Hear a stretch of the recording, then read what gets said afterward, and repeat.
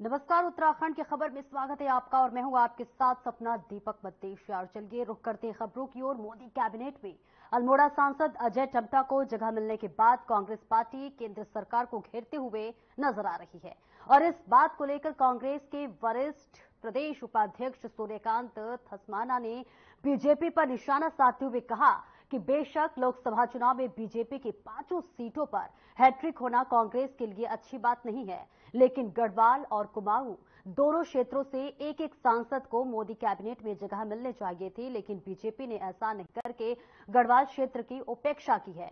तो वहीं दूसरी तरफ कैबिनेट मंत्री डॉक्टर धन सिंह रावत ने पलटवार करते हुए कहा कि 60 साल कांग्रेस ने सत्ता में राज किया है, लेकिन उसके मुकाबले मोदी सरकार में उत्तराखंड को जितना प्रतिनिधित्व मिला है वो शायद ही कांग्रेस के शासन में मिला हो।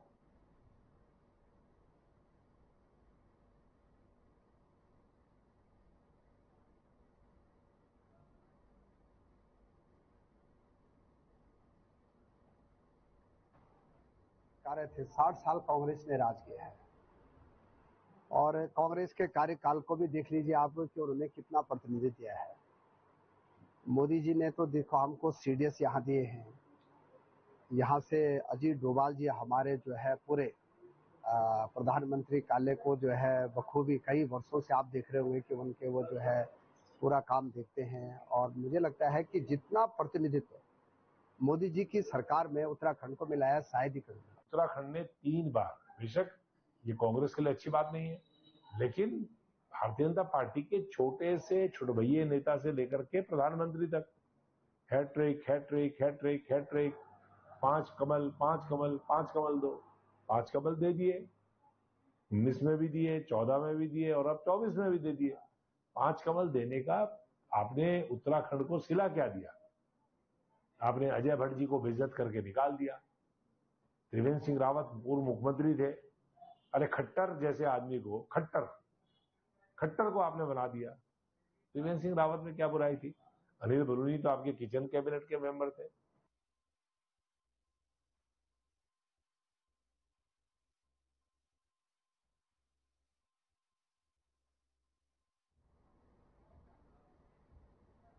तो वही उत्तराखंड में होने वाले विधानसभा उपचुनाव के लिए जहां एक तरफ सत्ता दल बीजेपी ने अपने प्रत्याशी घोषित कर दिए हैं, तो अब मुख्य विपक्षी दल कांग्रेस ने भी अपने प्रत्याशी मैदान में उतारने के लिए तैयार कर दिए हैं। और देखिए, इस बात को लेकर कांग्रेस के प्रदेश प्रवक्ता शिषपाल सिंह बिष्ट ने कहा कि कांग्रेस पार्टी ने बद्रीनाथ विधानसभा सीट से चमोली के पूर्व जिला पंचायत अध्यक्ष लखपत बुटोला को टिकट दिया है और मंगलौर से पूर्व विधायक व कांग्रेस के राष्ट्रीय सचिव काजी निजामुद्दीन को टिकट दे दिया गया है। और साथ ही उन्होंने दावा करते हुए कहा कि दोनों कद्दावर प्रत्याशियों के दम पर इस बार दोनों विधानसभा सीटों पर कांग्रेस पार्टी जीत का परचम लहराएगी।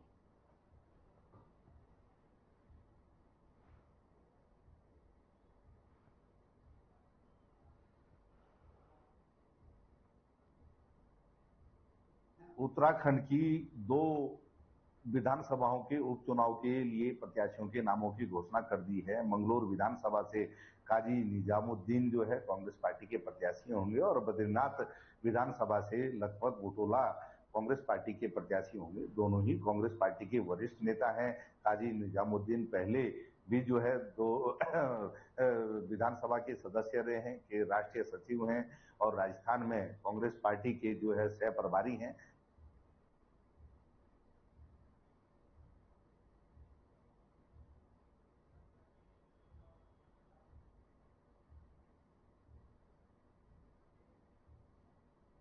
और वहीं डोईवाला के जौली ग्रांट क्षेत्र में बीती रात चंदन तस्करों ने चंदन प्रजाति के हरे पेड़ों पर अरिया चलाई है। जी हां, जब स्थानीय लोग पेड़ गिरने की आवाज सुनकर उठे तो चंदन तस्कर भाग खड़े हुए, लेकिन तब तक वे 2 हरे पेड़ों को काटकर गिराने में कामयाब हो चुके थे। देखिए, तस्करों के भागने का जो वीडियो है वो सीसीटीवी में कैद हो गया है। जौली ग्रांट निवासी नरेंद्र सिंह राठौर उर्फ नरपाल ने बताया कि उन्होंने अपने घर के पास कुछ चंदन प्रजाति के पेड़ लगाए हुए हैं और ये घटना करीब 2-3 बजे रात्रि की है और जब उन्हें पेड़ गिरने की आवाज हुई तो उन्होंने उठकर देखा, इतने में पेड़ तस्कर भाग गए और तस्करों द्वारा 2 हरे पेड़ों को काटकर गिराया गया है। और साथ ही देखिए, कई पेड़ों पर आरियां भी चलाई गई है। सुबह होते ही सूचना वन विभाग व स्थानीय पुलिस को दी गई। वन विभाग व पुलिस द्वारा मामले का संज्ञान लेते हुए जांच शुरू कर दी गई है।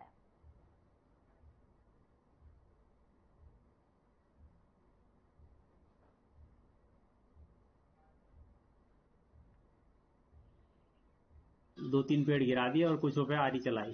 काफी आदमी थे और जब पेड़ गिरते उठे हम तो फिर वो भागते हुए नजर आ गए थे हमें। करीबन 13-14 साल पुराने पेड़ थे और उन्हें काटने की कोशिश करी। चोरों के इतने हौसले बुलंद हैं कि वो रात को आके घर के पास में से ही पेड़ काट के ले जा रहे।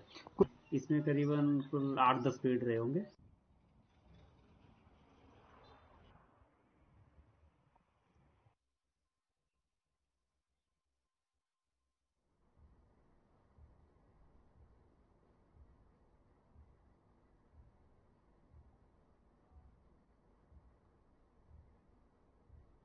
और वहीं जनपद पौड़ी के यमकेश्वर विधानसभा के ब्लॉक में इन दिनों पीने के पानी के लिए त्राहिमाम मचा हुआ है।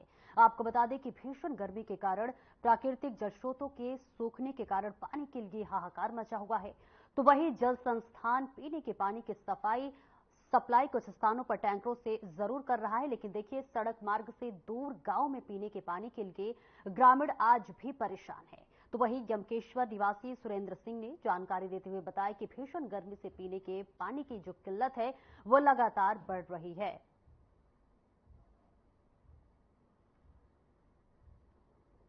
उनके सिर में सर इतनी बुरी हालत हो रखी है पानी की कि जरूरत से ज्यादा जैसे कभी नहीं हुआ है। टैंकरों से सप्लाई हो रही है और वो भी कहीं जहाँ टैंक करने पड़े वहाँ लोग तरस करें। वो योजनाएं जो है कागजों में बनती हैं, कागजों में धराशायी हो जाती हैं। उनका कोई सुनाई नहीं होता। कागजों में सारे काम हो जाते हैं लेकिन ऑन ग्राउंड में कुछ नहीं होता है सर।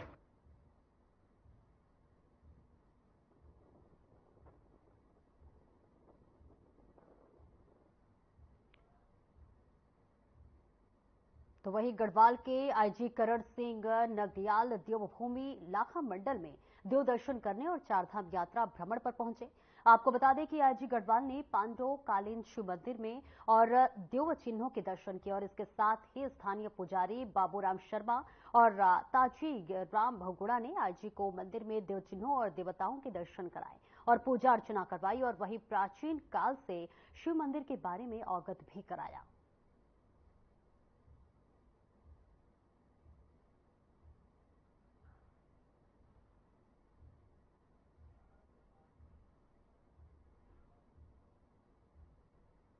तो वहीं हरिद्वार के रुड़की और आसपास के ग्रामीण क्षेत्रों ईद उल अजहा के त्योहार को देखिए धूमधाम से मनाया गया। तो वहीं ईदगाहों में चिलचिलाती धूप के बीच नमाज अदा की गई। ईदगाह में हजारों की संख्या में मुस्लिम समाज के लोगों ने ईद उल अजहा की नमाज अदा की और इस दौरान देखिए पुलिस और प्रशासन की तरफ से सुरक्षा को लेकर कड़े इंतजाम किए गए।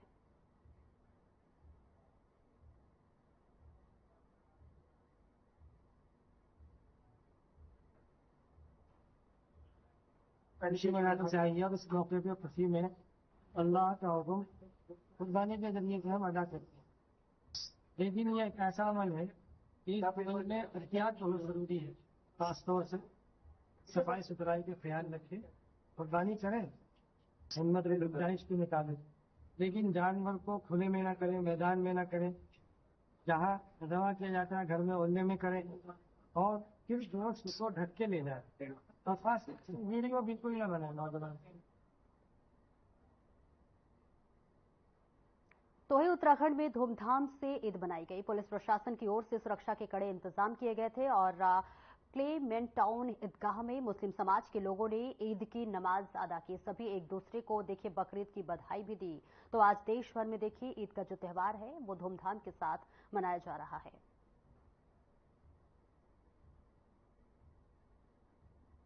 कि जानवर खरीदा जाता है, उसे जुआ दिया जाता है। ये एक तरीका है नबी का। जो हज़रत इब्राहीम अलैहिस्सलाम नबी थे, उन्होंने अपने अल्लाह के हुक्म से अपने बच्चों को जुआ करने, हालांकि जुआ नहीं करवाया अल्लाह ने, लेकिन उस सुन्नत को, उस तरीके को मतलब कि अदा किया जाता है। जानवर जुआ किया जाता है।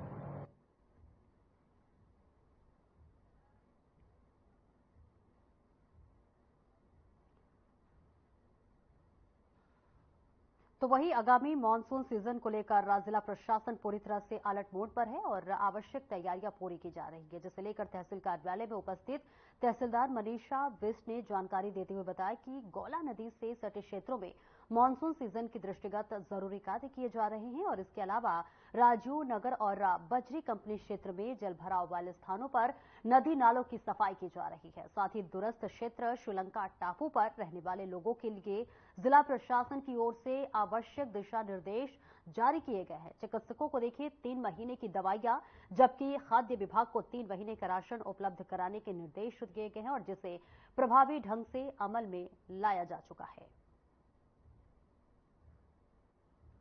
तो देखिए जरूरी जो तैयारियां हैं तमाम वो तैयारियां पूरी कर ली गई हैं, क्योंकि देखिए लगातार इस तरह के कयास भी लगाए जा रहे थे और आप देखिए जिला प्रशासन ने जो है इसके लिए कड़े और बड़े निर्देश दिए हैं, क्योंकि देखिए मानसून आने वाला है और उसको लेकर लगातार हर तरह से अधिकारी और प्रशासन बैठकें कर रहे हैं और इसको लेकर अलर्ट मोड पर है। और मानसून की देखिए अब 27 जून को हालांकि देखिए पूर्वांचल में आने के अंदेशा जताए गए हैं, लेकिन इसके लिए आपको बता दें कि तमाम अधिकारी और जो जिला प्रशासन है वो हर तरह से पूरी तैयारी कर रही है और इसी के साथ साथ देखिए वो तमाम चीजें जो कि कई बार मानसून की देखिए जब आता है तो कई तरह की दिक्कतें भी होती है, खासतौर से जो है उन क्षेत्रीय इलाकों में जहां पर तमाम उनके पास वो व्यवस्था नहीं है, जिस वजह से उन्हें तमाम दिक्कतों का सामना करना पड़ता है, जिसके लिए पहले से ही देखिए प्रशासन अलर्ट मोड पर है और तमाम वो तैयारियां जो है ले रहा है। खासतौर से उन जो है क्षेत्रों में जाकर जायजा ले रहा है जो कि ज्यादा संवेदनशील होता है।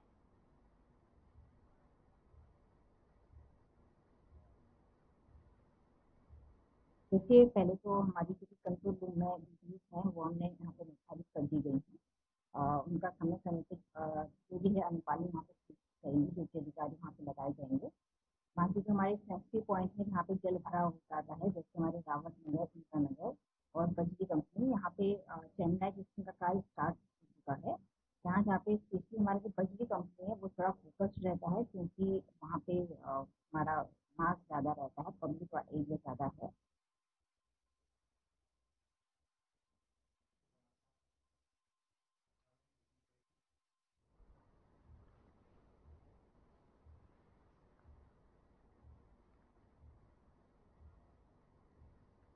तो वही नेता प्रतिपक्ष यशपाल आर्य ने कांग्रेस नेत्री इंदिरा हृदयेश की तीसरी पुण्यतिथि पर उन्हें श्रद्धांजलि अर्पित की है।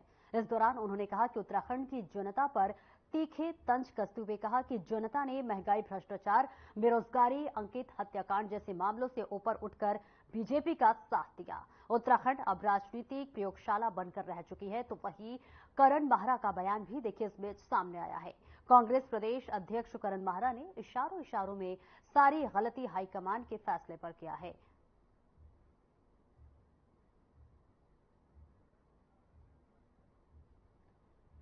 तो देखिए नेता प्रतिपक्ष जो है यशपाल आर्य ने देखिए कांग्रेस नेत्री इंदिरा हृदयेश की तीसरी पुण्यतिथि पर उन्हें बहुत बहुत श्रद्धांजलि अर्पित की और इस दौरान उन्होंने कहा कि उत्तराखंड की जो जनता है उस पर तीखे तंज कसते हुए कहा कि जनता ने महंगाई, भ्रष्टाचार, बेरोजगारी, अंकिता हत्याकांड जैसे देखिए वो मामले थे जो कि उसके ऊपर उठकर बीजेपी का साथ दिया।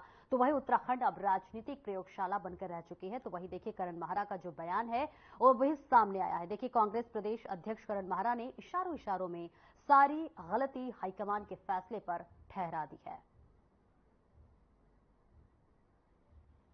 मैं क्या टिप्पणी करूं, क्या नतीजे होते, क्या परिणाम आते, ये तो भविष्य में गर्त में है। साफ तौर से मैं कहना चाहता हूं कि उत्तराखंड एक प्रयोगशाला बन चुकी है और जो यहाँ की प्रमुख आज हमारा नौजवान हताश है, निराश है, रोजगार के लिए भटक रहा है, पलायन हो रहा है। किसानों की आय दुगनी करने का जो सपना सब्ज बाग दिखाए थे आज वो पूरे नहीं हुए हैं। महंगाई चरम सीमा पर है, बिजली के दाम अभी बढ़े हैं और जनता शायद इन मुद्दों से ऊपर उठकर उन्होंने भारतीय जनता पार्टी को के पक्ष में मतदान किया है। ये दुखद है। इसमें कहीं ना कहीं मैं भी दोषी हूँ, हम सब दोषी हैं, क्योंकि मैं एक चीज जरूर कहूंगा कि टिकट के लिए मैं पहले दिन से आप लोगों से जो कह रहा था वो नहीं हुआ। मैं चाहता था पार्टी के सीनियर्स टिकट लड़ाई लड़े, हम चाह रहे थे यशपाल आर्य जी भी चुनाव लड़े, हम चाह रहे थे हरीश रावत भी चुनाव लड़े, प्रीतम सिंह भी चुनाव लड़े, जो नहीं हो पाया। और जनता ने भी, मुझे समझ में नहीं आता, अंकिता जैसा कांड हुआ, अग्निवीर योजना से नुकसान था, 8088 भर्ती घोटाला, पटवारी पेपर लीक जैसी चीजें हुई, लेकिन उसके बाद भी हम उस चीज को अपने पक्ष में नहीं कर पाए। उस चीज का मुझे अफसोस है। तो वहीं उत्तराखंड में नौकरशाही को लेकर विपक्ष प्रदेश सरकार पर हमलावर है। कांग्रेस के प्रदेश अध्यक्ष करण माहरा ने मुख्यमंत्री पुष्कर सिंह धामी पर सवाल उठाते हुए कहा कि सरकार मुख्यमंत्री नहीं चला रहे हैं, बल्कि सरकार नौकरशाही चला रही है। उनका इशारा प्रदेश में भ्रष्टाचार के मामलों को लेकर था। उन्होंने इशारों में साफ कह दिया है कि प्रदेश में ज्वलंत मुद्दों पर नौकरशाह जनता की सुनवाई नहीं कर रहे हैं।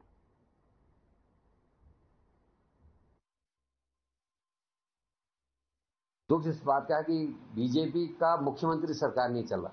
आज 2 अधिकारी इस राज्य को चला रहे हैं और उन अधिकारियों के दोनों के काम ऐसे हैं, सुंदरम सुंदरम पांडेयम पांडेयम चल रहा है। तो ये जो चीजें चल रही हैं, इससे राज्य को लगातार नुकसान हो रहा है। जिस तरीके से पुलिस वीआईपी को एक कमरे को बता देती है ये जघन्य हत्याकांड के बाद, और सुंदरम सुंदरम पांडेयम पांडेयम जो चल रहा है, ये जो है राज्य को खोखला कर रहा है।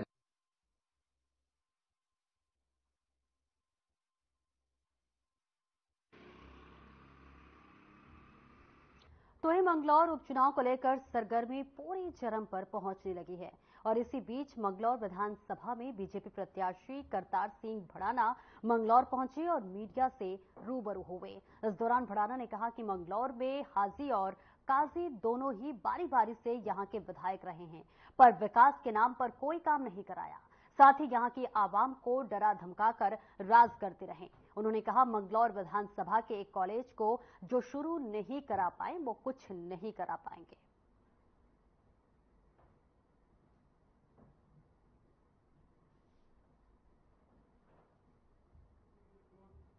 अठारह साल का बच्चा तो घर का मालिक हो जाता है। मुझे 18 साल हो गए। अब वो जो 18 साल में बाहर का आदमी होता है, जब बच्चा पैदा होता है तो घर का मालिक हो जाता है। मुझे 18 साल हो गए पैदा हुए, है क्या जिसे तोड़ूंगा। उनका खौफ है, उनका डर है लोगों पे। उनके सामने कोई लड़ता नहीं है, देखता नहीं है। पुलिस से पिटवा देंगे, ये करवा देंगे, वो करवा देंगे। इसलिए मैं आया था तो उनको लगा ये आया तो ये काम तो होने नहीं देगा, किसको पिटने नहीं देगा, डरने नहीं देगा, इसलिए तो उन्होंने वो काम कराया था। अब पता लगेगा उनको कि बाहर का है भीतर का है। जब काम, लोगों को काम चाहिए, प्यार चाहिए। अब डर से तो काम तो कर लेगा लेकिन दिल से अपना नहीं करेगा, अपना नहीं कहेगा।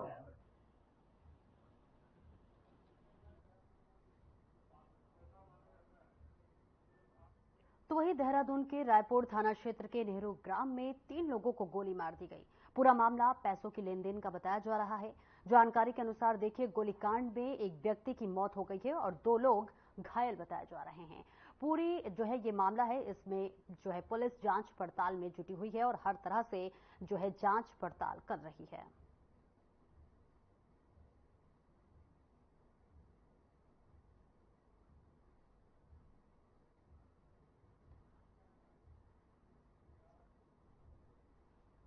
और वहीं अब खबर देहरादून से है, जहां पर देर रात 3 युवकों को गोली मारने की घटना सामने आई है। एक युवक की गोली लगने से मौके पर ही मौत हो गई, जबकि अन्य 2 घायल बताए जा रहे हैं। जानकारी के अनुसार ब्याज के लेनदेन को लेकर विवाद शुरू हुआ था। मौके पर पहुंचे विधायक उमेश शर्मा जो है काऊ ने लोगों को समझाकर शांत कराया। तो वहीं पुलिस मामले की देखिए जांच पड़ताल में जुटी हुई है और हर पहलू पर बारीकी से निगाहें रखते हुए जांच पड़ताल कर रही है।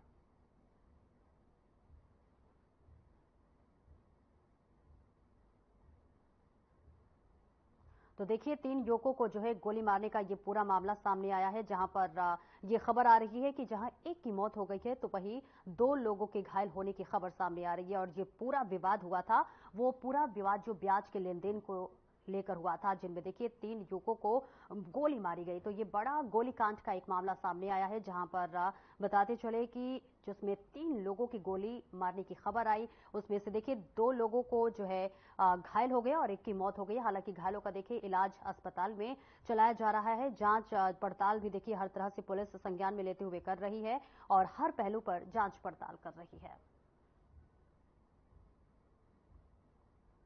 ये है गोली चली 3 लोगों पे गोली लगी, एक की तो अभी बॉडी भी थी, 2 को हॉस्पिटल से भर्ती किया है। हमारा ये कहना है कि जो यहाँ पर क्षेत्र में नासूर बन गए, ये जो ब्याज वगैरह के काम करते हैं और उससे जनता का उत्पीड़न करते हैं, इन पे अंत लगना चाहिए और जिन्होंने भी ये कर्म किया है उनके खिलाफ सख्त से सख्त कार्रवाई पुलिस प्रशासन वो करे। और जनता के साथ बार बार इस तरह की कई घटना हो गई और उसपे जो भी अपराधी लोग हैं उनके लिए पुलिस प्रशासन अपने स्तर से इस तरह के लोगों को बख्शा ना जाए, हमारा ये है।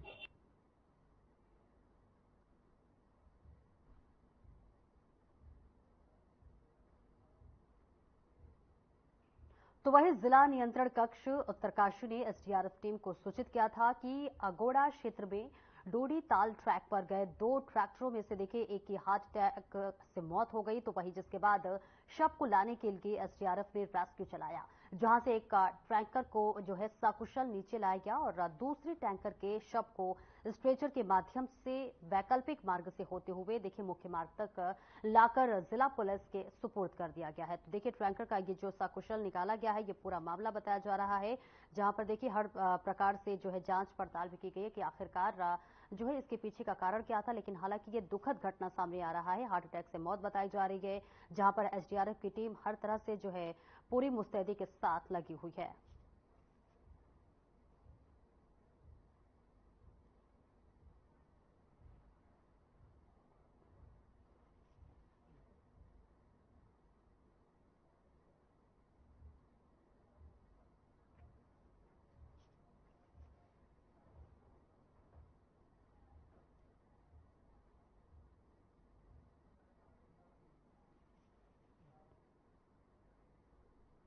तो वहीं देश भर में ईद का त्यौहार बड़ी ही धूमधाम के साथ मनाया गया। देखिए बहादुराबाद से भी जामा मस्जिद से नमाज अदा की गई।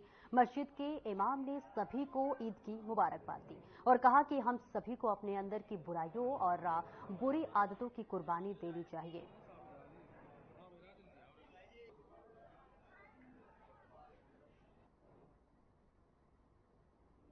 अस्सलाम वालेकुम वरहमतुल्लाहि वबरकातुहू। मेरा नाम मोहम्मद शाहनवाज है और मैं बहादुराबाद की जामा मस्जिद में इमाम हूँ। आप सभी हजरात को ईद उल अज़हा की मुबारकबादी पेश करता हूँ। ईद उल अज़हा का दिन ये हम सभी के लिए बड़ी ही बरकत का दिन है और ये कुर्बानी का दिन है, आप सभी हजरात जानते हैं। इसमें हम जानवरों को ज़िबा करते हैं, उनकी कुर्बानी करते हैं। कुर्बानी का पैगाम एक अहम ये भी होता है कि हम सभी हजरात अपने हर तरह की जो बुराइयां हैं उनको भी कुर्बान करें। ये झूठ बोलते हैं, हम एक दूसरे की ग़ीबत करते हैं, बुराई करते हैं, इन तमाम चीज़ों को हम कुर्बान करें और हम सच्चाई के रास्ते पर चलें, झूठ के रास्ते को छोड़ दें, उसको कुर्बान कर दें। ये कुर्बानी का एक अहम पैगाम होता है और सभी हजरात से मैं ये।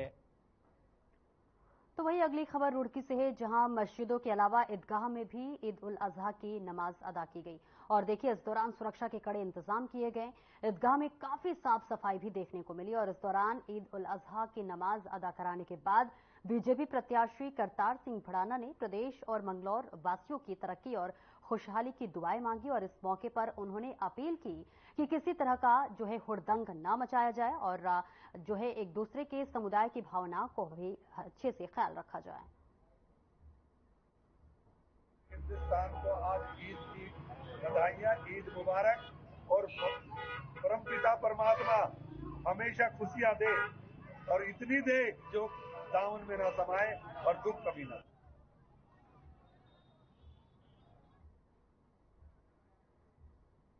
और फिलहाल मेरे साथ इस बुलेटिन में इतना ही। खबरों का सिलसिला आगे भी जारी रहेगा। दीजिए इजाजत, नमस्कार।